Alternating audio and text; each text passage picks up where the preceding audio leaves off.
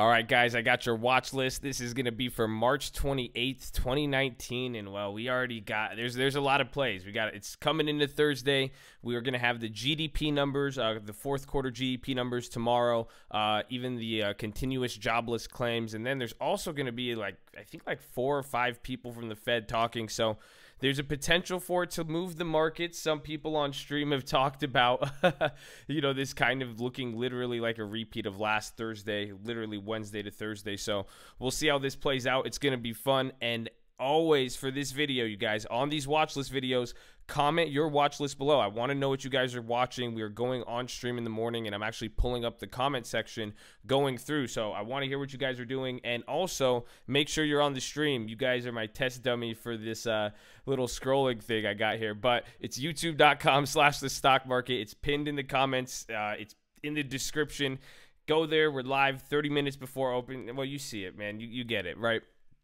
But let's get into it. There's a lot of different plays. I think, and even to give some clarity right off the bat for what I'm looking at, rates are going to be one thing. I'm going to pull that up. Obviously, that's beating the dead horse over and over again with rates, but it is important.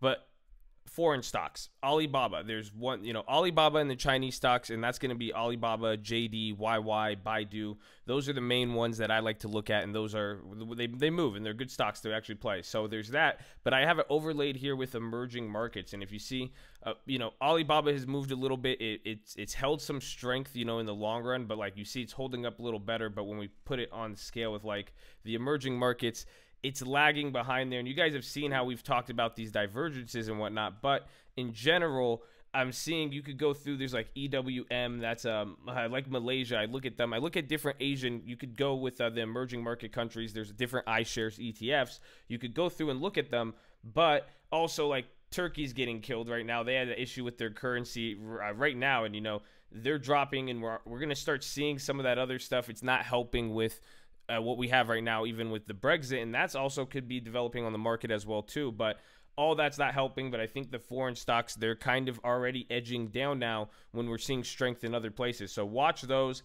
There's that. And I guess another place, jumping from foreign stocks to, a pretty killer earnings, Lululemon. So they have their earnings report depending on what the market does. Again, come pre-market. Oh, wait, I even forgot, you guys. Drop a thumbs up on this video, man. Support it. You guys like this video, too. If you want this type of content, show me some love on that, and I need your watch list, too. But, we're going to talk about this on stream. We're going to see where it's at pre-market and how it's moving with the market and whatnot, the option chain. It was decent. It was expensive before. We didn't really touch it, but I'd keep an eye on it.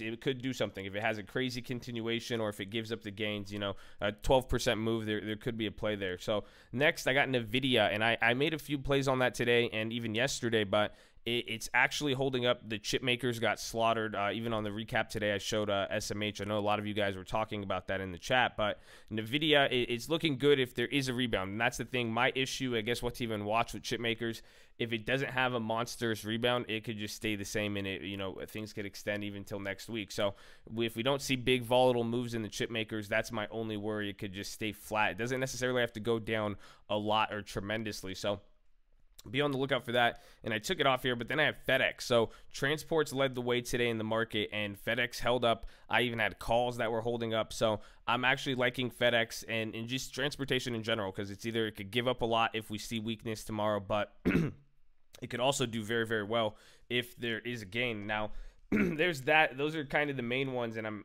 there's a bunch of other stuff. And actually, I guess I have to mention, I think it's fair, Boeing. We saw this. They had that FAA report. This could drag on. Again, there was a big difference today. The FAA head went before Congress for like an interview.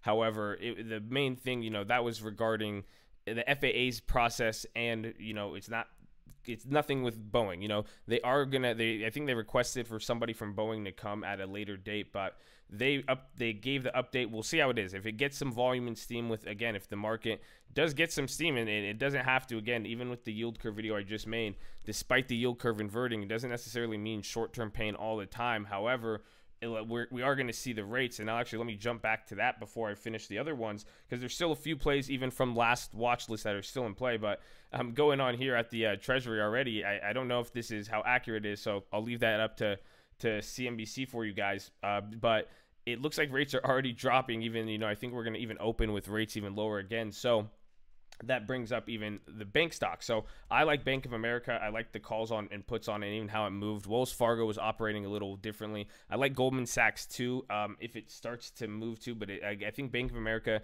the options are pretty cheap, and if there is a big move, those could be pretty good. So watch out for those.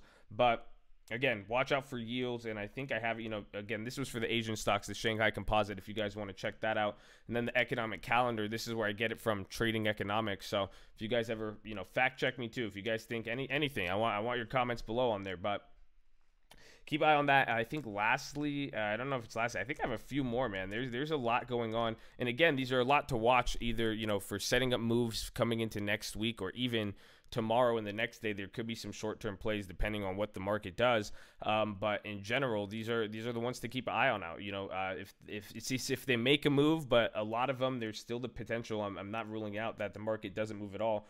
But Qualcomm and Apple, that's what I put up. I like Qualcomm too, even though I talked about in NVIDIA. I want to see what Qualcomm does as well. But even in general with Apple, if it picks up too, the options are pretty interesting there.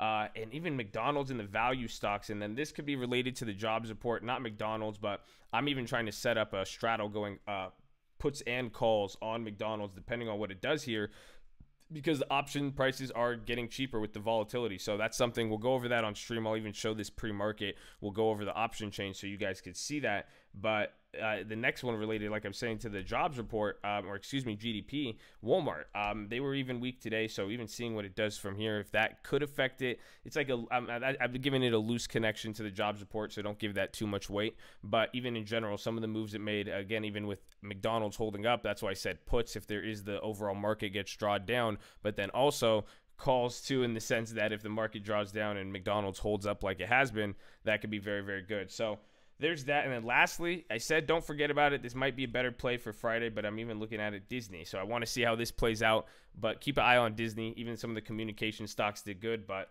that's pretty much it. I'm not going to bore you guys to death. There's a lot. You have to get on the stream tomorrow morning. We're going to have a lot to talk about, a lot pre-market. So I want to hear your guys' watch list. Let me know. Show some love on the video and subscribe if you're new, and just give me a shout out or something, man. I don't know. All right. I'll see you in the morning, guys. Peace out.